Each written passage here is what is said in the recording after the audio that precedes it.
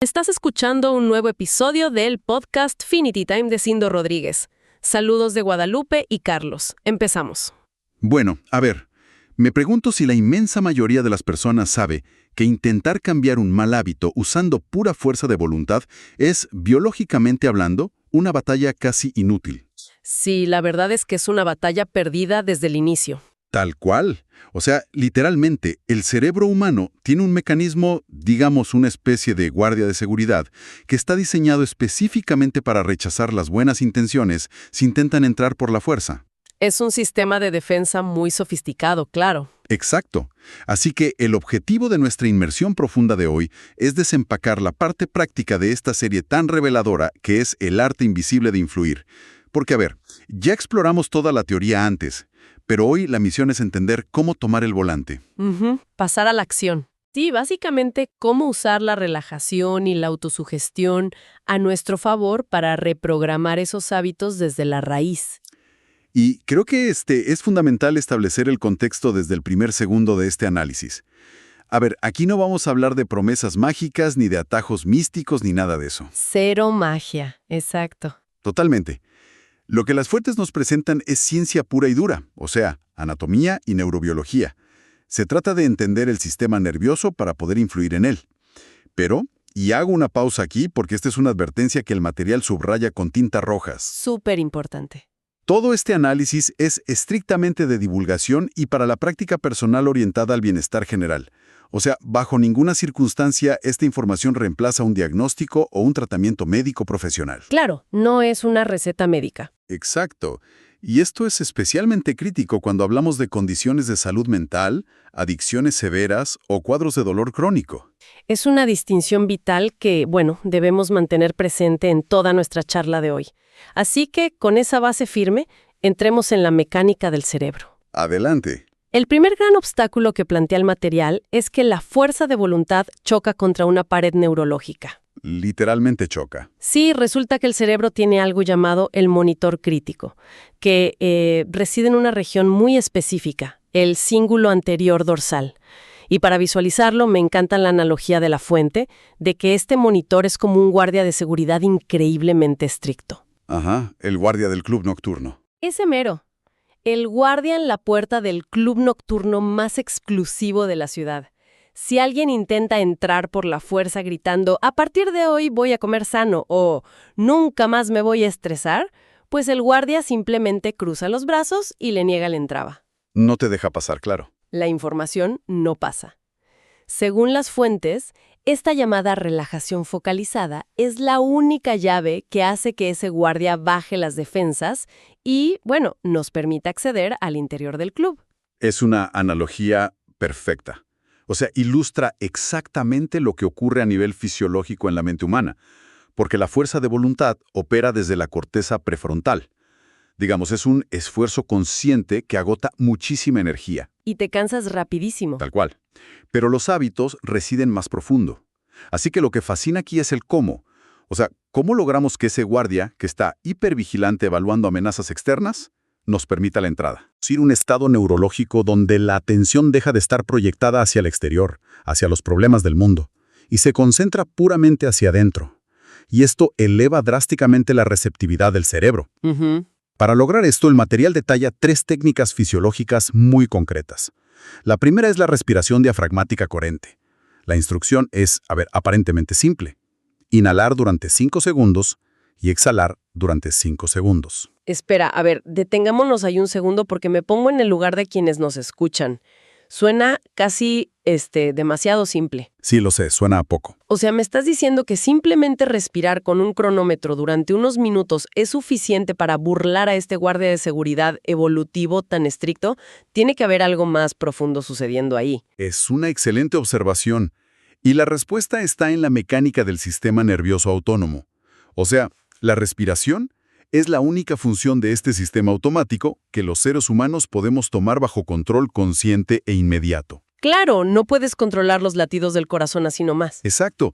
No podemos decidir bajar los latidos o cambiar la digestión con un pensamiento, pero sí podemos alterar el ritmo respiratorio. Al establecer este compás exacto de 10 segundos por ciclo, lo que hacemos a nivel biológico es activar el nervio vago. Que funciona, digamos, literalmente como el freno de mano de emergencia del sistema de alarma del cuerpo, ¿cierto? Exactamente. El nervio vago le envía una señal física e irrefutable al cerebro diciendo, no hay tigres persiguiéndonos, el entorno es seguro. ¡Wow! Y los datos clínicos que respaldan esto confirman que apenas 5 minutos de este ritmo de respiración reducen de manera medible y significativa los marcadores de cortisol en la sangre. ¿Qué es la hormona del estrés? Claro. Esa misma.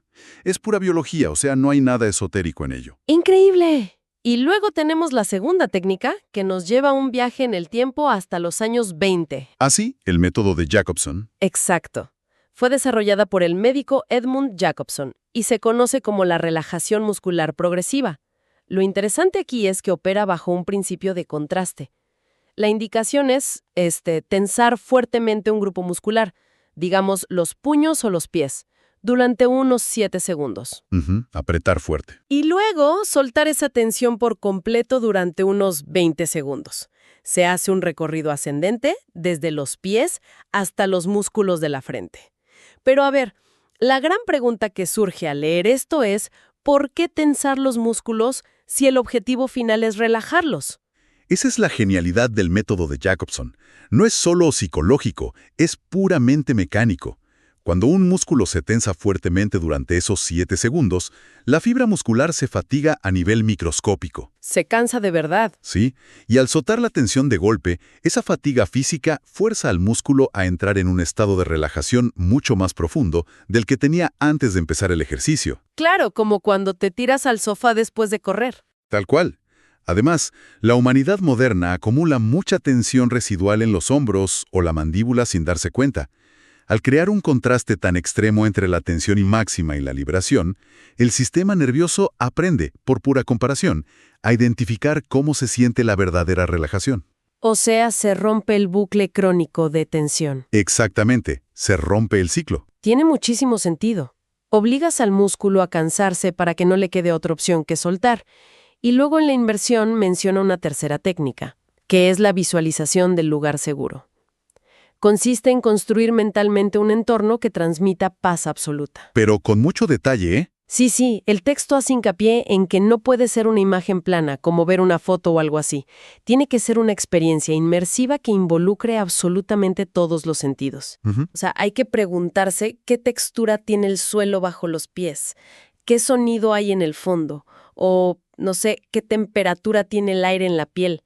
Y el mecanismo detrás de esto es alucinante. Es fascinante, ¿sí? Porque resulta que el cerebro humano es bastante malo para distinguir entre una experiencia que se está viviendo físicamente y una que se está imaginando con extrema riqueza sensorial. Así es.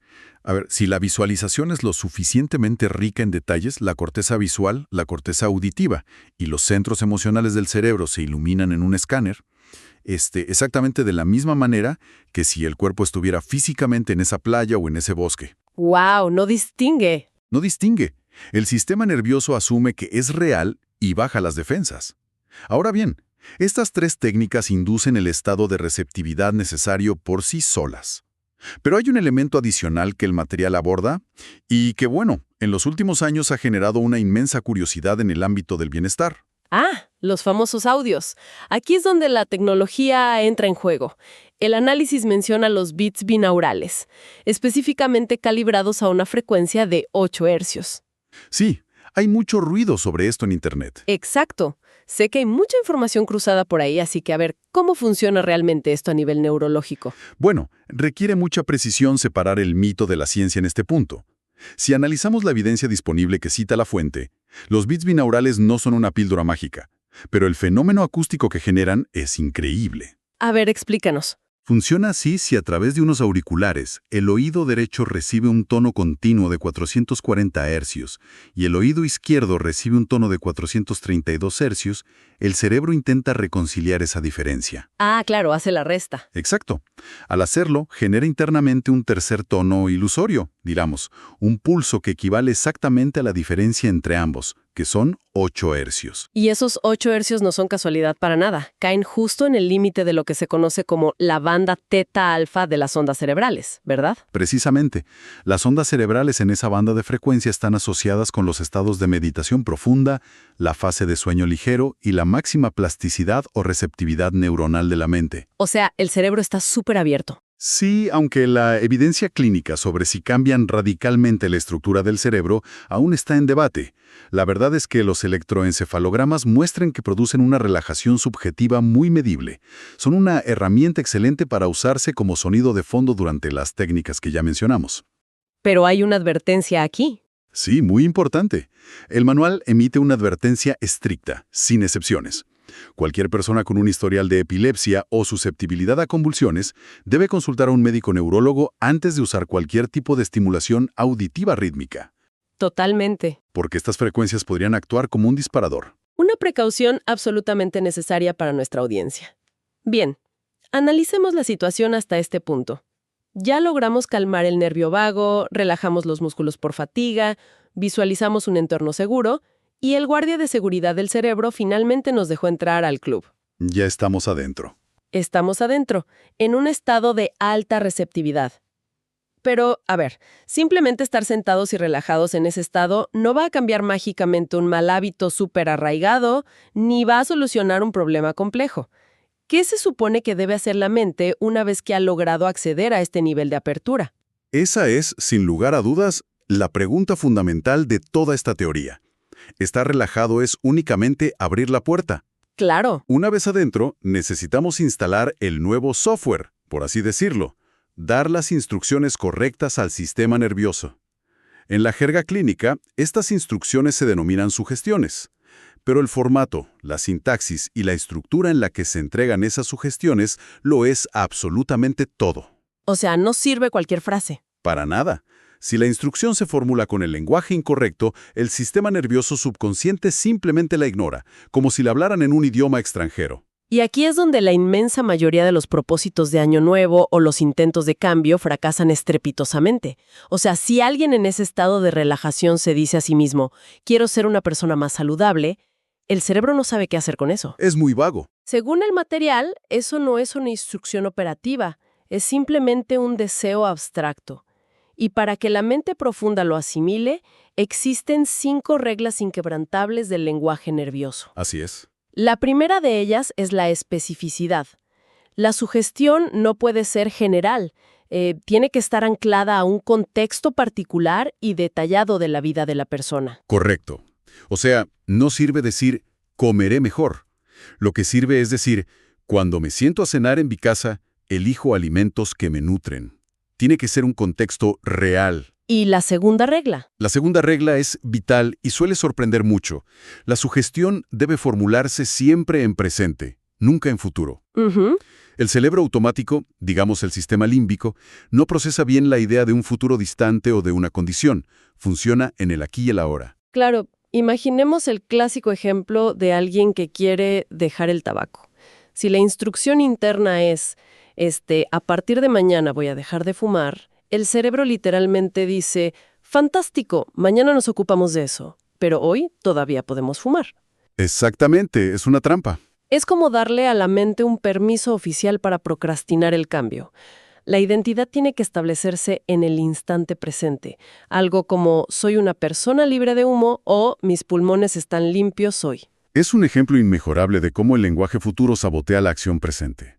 Lo cual nos lleva a la tercera regla, que revela una mecánica muy peculiar de la mente humana: afirmación, no negación. Uy, esta es clave. En estados de relajación profunda, la mente subconsciente tiene una enorme dificultad para procesar la palabra no. Es el clásico experimento mental. O sea cualquiera de las personas que escuchan este análisis le decimos, no piensen en un elefante rosa, lo primero que se proyecta en la mente es el maldito elefante rosa. Claro, es inevitable. Entonces, si alguien formula la sugestión diciendo, no siento ansiedad o no tengo miedo, las palabras que realmente se iluminan y resuenan en el cerebro son ansiedad y miedo. Porque el cerebro ignora el no. Exacto. El resultado es que se termina encendiendo exactamente la red neuronal que se intentaba apagar. La fuente insiste en que la instrucción tiene que enfocarse en el destino deseado. como por ejemplo, me siento en calma, respiro con tranquilidad y tengo el control. Exacto. El enfoque debe estar en lo que se quiere construir, no en lo que se quiere evitar.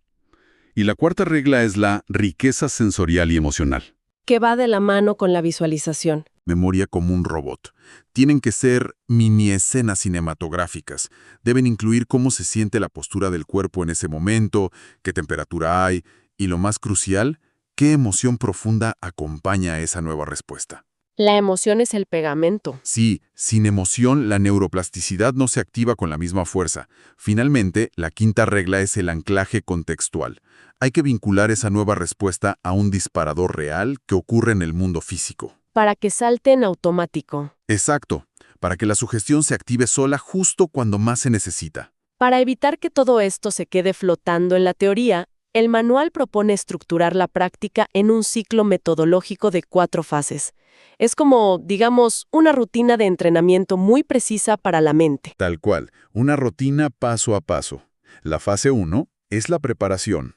A ver, antes de siquiera cerrar los ojos para relajarse, hay que tomar lápiz y papel y escribir la sugestión. Escribirla de verdad. Sí, esto es innegociable, porque obliga a la persona a auditar su frase, asegurándose de que cumple con las 5 reglas de especificidad, presente, afirmación y demás. Luego, la fase 2 es la inducción. Ahí entra la relajación. Exacto. Dedicar unos 10 o 15 minutos a aplicar la respiración o la técnica de Jacobson para lograr que el guardia baje las defensas. Luego viene la fase 3, que es la introducción del mensaje. El software. Instalar el software, sí. Repetir mentalmente la sugestión pulida unas 5 a 10 veces, pero haciéndolo despacio, permitiendo que la imagen visual, la sensación física y la emoción se fusionen en un solo bloque en la mente. Y falta la cuarta. Ahora, si aterrizamos todo este andamiaje neurobiológico en el barro del día a día, o sea, ¿cómo se ve esto aplicado a los problemas reales que frustran a tantas personas? Por ejemplo, alguien que sufre de ansiedad situacional intensa, como el pánico paralizante antes de hablar en público o de rendir un examen importante. Bueno, las fuentes documentan 4 protocolos prácticos y específicos. Empecemos justamente por esa ansiedad situacional. Funciona de maravilla con estas técnicas porque tiene una estructura neurológica predecible. Hay un patrón. Sí, existe una señal clara. Como ver el auditorio, le sigue una respuesta de alarma desproporcionada del cuerpo como taquicardia y termina en un comportamiento como tartamudear o bloquearse. Al conocer la señal, se puede intervenir. El manual de hecho proporciona una sugestión modelo perfecta para este caso. Cito textual. Cuando me siento frente al auditorio, mi respiración es profunda y regular. Mi mente está clara y concentrada. Tengo todo lo que necesito para hablar con calma y precisión. Siento una confianza absoluta en mí. Es un diseño brillante. Sí, es fascinante desarmar esta frase porque es pura ingeniería lingüística.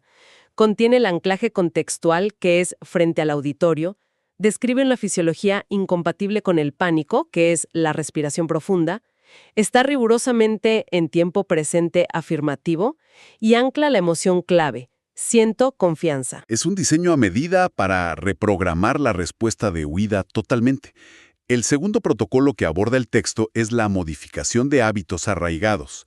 Aquí el desafío es mayor. Uy, sí, romper hábitos es durísimo. Porque un hábito físico, como comer comida chatarra al llegar a casa o encender un cigarrillo, requiere identificar un disparador microscópico. No sirve de nada decir fumo mucho. Hay que identificar que el disparador real es, digamos, el instante exacto en que se toma el último sorbo del café matutino. Ese microsegundo. Exacto. Para desactivar esto, el protocolo introduce una técnica formidable, que es el anclaje físico. Consiste en asociar la sensación de control a un gesto motor diminuto y discreto, como presionar firmemente la yema del pulgar contra el dedo índice. Ah, un anclaje táctil. Sí. Al ensayar esto en el estado de relajación profunda, cuando ocurre el disparador en la vida real, el simple hecho de presionar los dedos reactiva la red neuronal de calma y frena el impulso automático. ¡Wow! Y bueno, el tercer protocolo entra en un terreno sumamente delicado y complejo, que es el manejo del dolor crónico. Y aquí, a ver, antes de avanzar, es imperativo pausar y reiterar la advertencia médica más estricta de todo el material. Sí, por favor. El dolor es una señal de alarma crítica del cuerpo. Un dolor crónico, agudo o de origen desconocido siempre debe ser evaluado y tratado por un médico especialista. Esta técnica es única y exclusivamente un complemento para el manejo de la percepción, jamás un reemplazo del tratamiento clínico. Queda clarísimo. Pero bueno, una vez establecido ese cerco de seguridad, la mecánica neurológica detrás del alivio que plantea la fuente es verdaderamente asombrosa. Es uno de los campos más respaldados por la evidencia en la analgesia hipnótica y la autosugestión. A ver, las imágenes de resonancia magnética funcional han demostrado que las sugestiones bien formuladas reducen físicamente la actividad eléctrica en las áreas del cerebro encargadas del procesamiento nociceptivo. Las que procesan el dolor. Sí, estamos hablando específicamente del cíngulo anterior insular y del tálamo. Para visualizarlo de forma sencilla, el tálamo funciona como la gran central telefónica del cerebro que enruta las señales de dolor. Las sugestiones logran bajarle el volumen a esa central telefónica. ¡Qué buena imagen visual! Lo vital en este protocolo es que nunca se debe intentar negar el dolor. Claro, volvemos a la regla de la negación. Exacto. Decir «no me duele» fracasa invariablemente porque la señal física está ahí. El objetivo es la redistribución de la atención. La sugestión modelo que se utiliza es «el dolor está ahí, pero lo observo desde la distancia y ocupa cada vez menos espacio en mi mente». ¡Wow! O sea, no se apaga la alarma, simplemente se modula cómo el cerebro interpreta la gravedad de esa señal. Es un enfoque brillante porque elimina esa lucha frontal contra el dolor, que suele generar más tensión y, paradójicamente, más dolor. Exactamente, el estrés lo empeora. Y finalmente llegamos al cuarto protocolo, que creo que resonará con muchísima de nuestra audiencia, la mejora del sueño, particularmente para combatir este terrible insomnio de inicio. El mal del siglo XXI. Hablamos de esa tortura moderna de acostarse agotado, mirar el reloj a las 3 de la mañana y sentir que la mente es una autopista de pensamientos sobre el trabajo, las deudas o lo que hay que hacer mañana. Horrible. Para esto, la fuente recomienda aplicar la técnica de relajación progresiva de Jacobson unos 20 minutos antes de apagar la luz. Y si la mente sigue disparando pensamientos intrusivos, proponen una técnica visual muy poética pero efectiva. Así es. En lugar de pelear contra la ansiedad de no poder dormir, lo cual, bueno, solo libera más adrenalina, el protocolo sugiere una visualización activa. A ver. Consiste en imaginar vívidamente un mueble de madera antigua con muchos cajones. Cuando aparece un pensamiento sobre el trabajo, se visualiza cómo se toma ese pensamiento con las manos, se introduce físicamente dentro de uno de los cajones, se empuja hasta cerrarlo y se escucha el sonido de la madera encajando. Le estamos dando al sistema de alerta una señal visual de que esos problemas están guardados y seguros, permitiendo que el cerebro suelte el control y desacelere hacia el sueño. Bueno. A ver, toda esta teoría de cajones mentales, respiración coherente y reprogramación de la central telefónica del dolor suena espectacular. Suena muy bien, ¿sí? Pero siendo brutalmente honestos y poniéndonos en los zapatos de quienes tienen una rutina abrumadora. O sea, ¿quién en la vida moderna tiene tiempo de sentarse durante horas en un cojín a visualizar cosas para ver resultados reales? Suena a un trabajo de tiempo completo. Claro, ese es un escepticismo completamente lógico. Y el material lo aborda revelando un principio fundamental de cómo funciona la neuroplasticidad. Para el cerebro humano, la consistencia triunfa absolutamente sobre la intensidad. Ok, la repetición. El sistema nervioso aprende y se reconfigura mediante lo que se llama repetición espaciada. Las fuentes son categóricas en este aspecto. Dedicarle 10 o 15 minutos diarios a estas prácticas, de manera ininterrumpida durante 3 o 4 semanas, genera cambios estructurales mucho más profundos, estables y permanentes. Mucho más que una sola sesión larga. Sí, 1000 veces más que intentar hacer una sesión maratónica y exhaustiva de 2 horas una vez cada 15 días. No se requiere un esfuerzo titánico ni aislarse del mundo en un monasterio. Se requiere constancia diaria. Y para facilitar esa constancia, el texto nos regala un hack biológico, un pequeño atajo evolutivo para solucionar el problema de no tener tiempo. Este atajo es mi parte favorita. Sí, resulta que la biología ya hace el trabajo pesado por nosotros 2 veces al día. Nos regala 2 ventanas de oportunidad perfectas, que son los momentos de transición. Me refiero a esos 5 minutos justo al despertar, cuando todavía hay confusión, y los 5 minutos justo antes de caer dormidos por la noche. Cuando estás medio dormido. Exacto. En esos breves instantes de penumbra mental, el cerebro ya está navegando de forma natural en las frecuencias teta y alfa. Es decir, el guardia de seguridad estricto del que hablábamos al principio ya está adormilado por defecto. Es el momento ideal. O sea, se aprovecha ese estado fisiológico de transición natural para introducir las sugestiones pulidas sin tener que invertir esos 10 o 15 minutos previos en técnicas de relajación profunda. Es un atajo extraordinario. Completamente de acuerdo. Sin embargo, y este es el punto en el que debemos ser más contundentes en todo nuestro análisis de hoy, la autogestión de la mente tiene fronteras que están marcadas con mucha claridad. Límites muy reales. Hay líneas rojas que no se deben cruzar intentando soluciones solitarias. Los trastornos de salud mental formalmente diagnosticados, como la depresión mayor, el trastorno bipolar o el estrés postraumático severo, requieren obligatoriamente de intervención clínica especializada. Siempre. Y exactamente lo mismo ocurre con las adicciones graves que involucran dependencia química y física, como el alcoholismo o los opioides, donde el síndrome de abstinencia puede ser médicamente peligroso.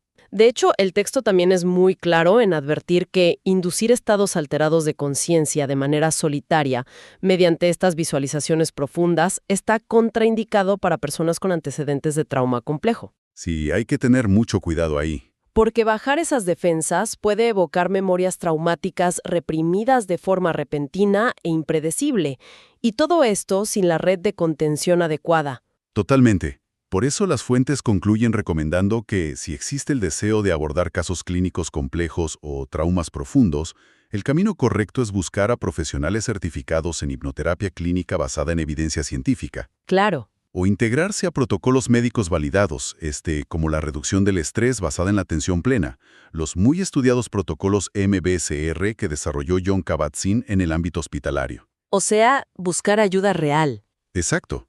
Las herramientas de autosugestión que analizamos hoy son formidables y empoderan enormemente, pero siempre deben entenderse como un complemento proactivo dentro de un marco de cuidado integral, consciente y responsable. Bueno. Después de analizar toda esta maquinaria fascinante del sistema nervioso, me gustaría proponer una reflexión final para llevarnos a casa.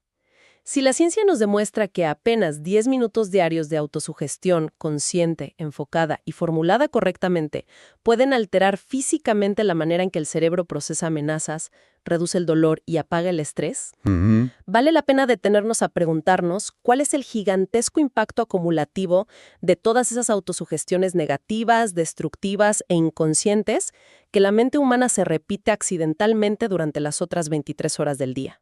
Y con esto llegamos al final del episodio de hoy. Esperamos que este análisis te haya sido de gran utilidad. Si fue así, déjanos tus comentarios y compártelo. Recuerda que puedes encontrar más información y recursos aquí, en Infinity Time. Te despedimos Carlos y Guadalupe, agradeciéndote por acompañarnos una vez más. Hasta el próximo episodio.